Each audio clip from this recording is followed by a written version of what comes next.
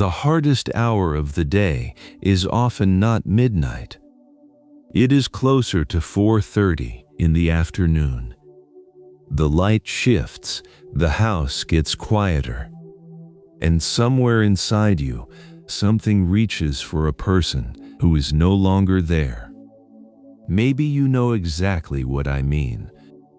Has the quiet of your home felt heavier than you expected? Not just empty, heavy, like something is pressing on your chest that you cannot name and cannot move. If that is you today, welcome. You are in the right place. This is Faith for Seniors, and if you have found your way here today, I want you to know that I am genuinely glad you came. I thought about you when I was putting this together. I hoped you would find it. And I want you to feel, from the very first minute, that you are not sitting alone right now. So pull up your chair, get comfortable, and let us just sit together for a while. When the house changed, there is a moment millions of people live every day, and almost no one talks about it honestly. Evening starts to come, the shadows get a little longer, and you realize, again, that no one is coming through that door. One coffee cup on the counter instead of two. One towel in the bathroom. One side of the bed that never gets slept in. The mail still arriving with their name on it. The world shows up for funerals. People bring casseroles and sit in your living room and say kind things, and then, slowly, life goes on for everyone else. The calls get a little less frequent, the visits thin out, and you are left with the quiet. And here is the thing about that quiet. It is not just silence, it is the absence of a particular person, a specific voice, a specific presence. Maybe last night, you woke up at 3 in the morning. Maybe you lay there and the house felt very still. And maybe, just for a second, you reached over to that other side of the bed before remembering. You are not alone in that, not even close. Let me ask you something gently, and I mean this as a real question, not just something to say. How are you doing today? Not just your body. Deep inside, how is your heart, really? Because the people around you, your children, your church friends, your neighbors, they see you at your best. They see you when you have gotten dressed and said, "I'm fine," and meant it mostly. But I wonder how you are in the in-between moments. The Tuesday afternoons, the Saturday mornings, the hours no one else sees. There is a man I want to tell you about.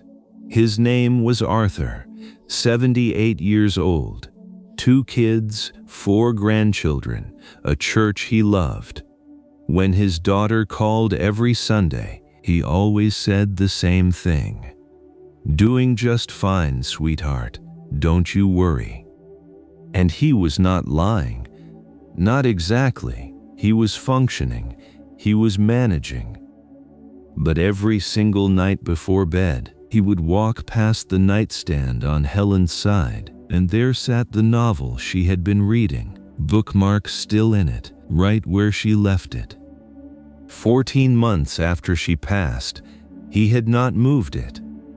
Not because he was stuck, not because he was weak, because moving it felt like erasing something, like saying that chapter of life was completely over and filed away.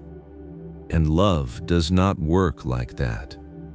Love does not become disposable just because someone has gone to heaven. Just sit with that for a moment. The wound that hides in ordinary days. Here is something people do not say enough. The hardest part of living alone after your husband or wife passes, it is often not the big moments. It is the small ones. It is opening the refrigerator and not knowing how to buy food for one person. It is hearing good news, a grandchild's first steps, the roses finally bloomed. The doctor gave a good report and turning to tell someone who is not there. It is watching a program you both used to watch and laughing at something and then going very quiet. One woman said it this way, and I have never forgotten it. She said, "I don't mind the quiet of the house so much. What breaks my heart is having no one to tell the boring parts of my day to." That is the hidden wound. Loneliness after loss is not just the absence of conversation. It is the absence of someone who witnessed your ordinary life. For years, maybe 40 years, maybe 50, one person knew your patterns, your little habits, your breakfast routine, your favorite chair, the specific way you sigh when you are tired. They knew the small, unremarkable shape of your days. And now the day can feel unshared. That can make a person feel strangely invisible, not unloved, maybe, but unseen in the dailiness of life. And my dear friend, I want you to hear this clearly. That ache is not a sign you are too needy. It is not a sign that something is wrong with you. It is a sign that love taught your heart to live alongside someone. And that is not a flaw, that is a gift. The Lord is close to the brokenhearted and saves those who are crushed in spirit. Psalm chapter 34, verse 18. Not, the Lord checks in occasionally. Not, the Lord sends comfort from a distance. The Lord is close. Close in the kitchen on a Tuesday morning. Close in the recliner when the house is too quiet. Close when you speak out loud to no one, just because the silence got too big. He is not watching from somewhere far away. He is right there with you. Let that thought stay with you a while. Did you sleep last night? Have you eaten something warm today?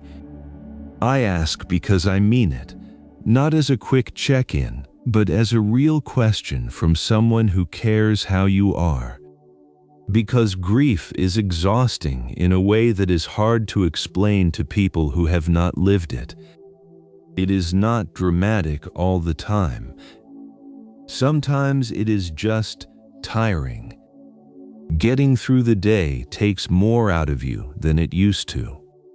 And that is okay. You are not falling apart. You are carrying something very, very heavy. The 4:30 hour. Grief does not run on a clock, except that somehow it does. Most people who live alone after losing a spouse will tell you the same thing. Mornings are manageable. You can get through the errands. You can answer the phone and sound steady. And then late afternoon comes. Around 4 or 4:30 or 5, the light changes. The day shifts shape, and your heart sinks for reasons you cannot even fully explain. In the years before, that was the hour that meant something. Someone came home, dinner started, shoes came off by the door, medication was given. The news went on, evening companionship, quiet, unremarkable, completely ordinary, began. Now, that same hour can feel like the air changes in the house.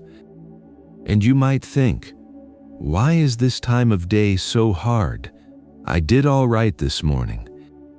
And you wonder if you are getting worse instead of better. But here is the truth. You are probably not getting worse. You are just running into memory on a schedule. Your body remembers what your mind is trying to survive. The soul keeps reaching for someone who used to belong to that time of day. Grief has landmarks, and 4:30 is one of them. This is also why the advice to stay busy often falls so flat. Busyness can get you through the morning. It can fill up a Wednesday, but it cannot keep company with you. It cannot sit beside you when the light shifts. If you never stop moving, the pain just waits for the moment you do. And eventually, you do. So here is a gentle thought. What if, instead of trying to outrun that hour, you let God meet you in it? Not as a strategy, not as a technique to stop hurting, but just as an honest conversation. Lord, you know this is the hardest time of day for me. Sit with me here. And He will. You keep track of all my sorrows. You have collected all my tears in your bottle. You have recorded each one in your book. Psalm chapter 56, verse 8. He knows not only that you grieve, He knows when it swells. He knows about 4:30. That verse is not poetry for a church bulletin. That is a promise. God is keeping a record. Every wave of it, every specific hour of it. You are not forgotten, not even in the hardest hour of the hardest day. A quiet little thing that some people find helpful, just starting to speak to God out loud during that hour.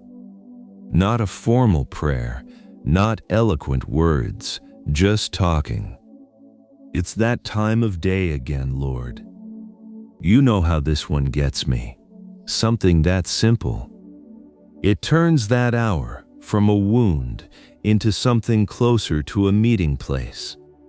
Not always, not magically, but maybe a little.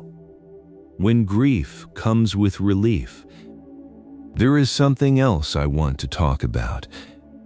Something that goes unsaid, even in good Christian circles, because people are afraid to say it. Not every death comes suddenly. Some come after years. Cancer, dementia, Alzheimer's, a slow stroke.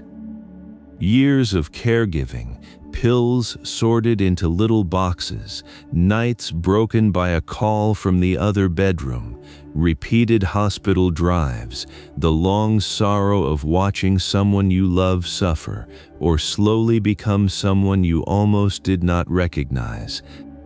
If that is your story, then when the end finally came, mixed in with the grief, mixed in with the love, there may have been something else. Relief, relief that they are no longer suffering. Relief that the emergency is over. Relief that your body does not have to brace itself every single minute anymore. And then, almost immediately, shame. If I feel relief, maybe I didn't love them the way I should have. Maybe something is wrong with me. My dear friend, please hear me on this. That relief is not a betrayal. It is what happens when love has been carrying more weight than a human being was built to carry for a very long time. Relief and grief can live in the same heart at the same moment. That is not a contradiction. That is just the truth of what long caregiving costs. Think about a woman. She cared for her husband through dementia for 8 years. Every morning at 6, she still jolts awake, ready to give medicine before remembering the house is empty. She cries, but she also exhales, and she does not know what to do with both of those things at once. Her deeper struggle is not just that he is gone. It is that she does not know who she is without being needed every minute. Her whole identity had become nurse, protector, watcher, keeper. And now the silence does not only say, "He is gone." It also whispers, "What is your purpose now?" That is its own kind of grief. And it is a real one. Even to your old age and gray hairs, I am He who will sustain you. I have made you, and I will carry you. Isaiah chapter 46 verse 4. He made you, He will carry you. Not He will carry you once you have figured out who you are again. Not He will carry you once the guilt has cleared up. Right now, as you are, exhausted and relieved and grieving and confused all at once. He made you. He will carry you. No need to answer anything quickly. Just let that sit. Who am I now? This one is quiet, but it might be the deepest part of everything we are talking about today. When your husband or wife passes, you do not only grieve them, you also grieve a version of yourself, the person who existed in that marriage, the role you carried, husband, wife, partner, the one who remembered anniversaries, the one who cooked, the one who drove, the one who prayed out loud at the table, the one who got teased for the same habit for 40 years. That person existed inside that relationship. And now you are figuring out who you are without it. That is disorienting in a way most people around you simply do not understand. They see you, they know your name, they know your history. But inside, something has shifted that is very hard to explain. Maybe you catch yourself not knowing what to do on a Saturday morning. You used to always know. There was a rhythm. There was a shape to the week. And now, Saturday morning is just open. And open does not always feel like freedom. Sometimes it just feels blank. Maybe someone at church says, "How are you settling into this new chapter?" And you smile. But inside you think, "I did not choose a new chapter. The old one got taken." That feeling is real, and it deserves to be spoken out loud. Here is something a lot of older believers have found in this season, though. And I say it gently, because I am not promising it comes quickly. The loss of a defined role can become, over time, a kind of opening. Not a silver lining, not something to rush, but an opening. When the role is stripped away, what is left? You are still you. Your love for God did not live inside that marriage, it lived inside you. Your faith did not belong to your spouse, it belongs to you. Your history with the Lord, every answered prayer, every hard year He brought you through, every morning you opened your Bible at the kitchen table, that is yours. It did not go anywhere. And maybe, over time, slowly, not all at once, the question shifts. From who am I without them, to who am I, still with God. There is no rush on that. Take all the time it needs. But you are still here, and that means something. You are not supposed to do this alone. Let me say something plainly. God never designed human beings to grieve entirely alone. We were made for community, for the church, yes, but also for smaller things. For someone who checks in not just on Sundays, but on a Wednesday. For someone who notices when you go quiet. For someone who does not need you to be fine.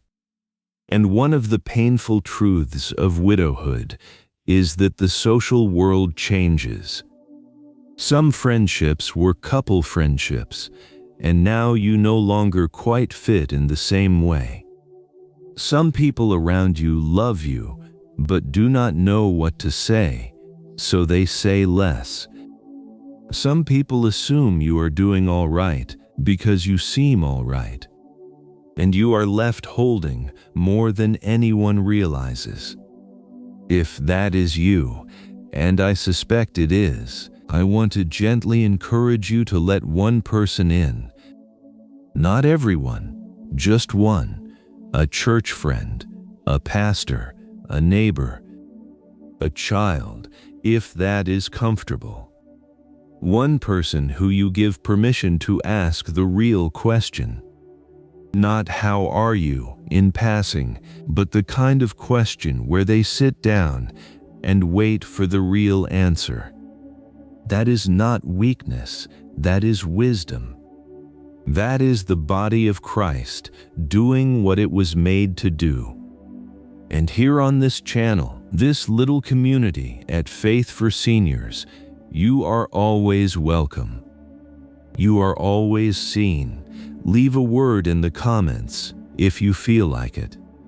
Even just one word for this season. Lonely, tired, grateful, numb, peaceful, aching. Someone else will read it tonight and feel a little less alone. That matters more than you might think. The love you do not know what to do with. There is one more thing I want to say before we close, and it might be the most important thing. After your husband or wife passes, you still have all that love. Decades of it, practiced love. The kind that knows how to show up quietly. The kind that does not need to be asked. The kind that remembers what someone takes in their coffee and whether they need a blanket by 8 o'clock and which hymns make them cry. That love did not die. It is still there. And you do not quite know what to do with it. That is one of the loneliest feelings in the world. Not the absence of love, but love with nowhere to go. And I want to offer a gentle thought here, not an answer. Just a thought. Maybe some of that love is for God now. Not instead of the love you have for your family. Not replacing grief, but some of that attentive, faithful, daily showing up love. Maybe it was always, underneath everything, a kind of practice for loving God completely. There is a reason the people who tend to know God most deeply are often people who have had to release the thing they loved most. Not because loss is good, but because loss has a way of clearing out everything that felt permanent but was not. And what is left, quietly, stubbornly, surprisingly, is God. I have loved you with an everlasting love. I have drawn you with unfailing kindness. Jeremiah chapter 31 verse 3. He loved you before your marriage began. He loves you now that it has ended on this side of eternity. and the love you carry. He knows exactly what it cost to love somebody that faithfully for that many years. He is not unmoved by it. You are not forgotten. Your tears are in His bottle. Your name is known. And this chapter, as hard as it is not outside His reach. You will not walk into tomorrow alone. I do not want to tell you it gets easy. I do not know your days, and I will not pretend that a word or two makes the 4:30 hour disappear, or fills the other side of the bed, or puts that novel back in Helen's hands. But I do believe this. Tomorrow will still be hard, maybe. The quiet will still be there. Some mornings will start with that heaviness before you even open your eyes. And God will be there in it, not at a distance, close. Close enough to hear the small things you whisper before you even call them prayer. Close enough to know it is Tuesday, and this is the hard part of Tuesday. Close enough to keep the count of every tear. You are loved with an everlasting love. You are not forgotten. And you are not alone, not truly, not ever. If today has felt a little heavy, I am glad you came and sat here for a while. Come back whenever you need to. This family at Faith for Seniors will be here. And if this reached something real in you today, share it with someone else who might need to hear it. Someone who is living alone and has not said so out loud yet. Leave a word in the comments.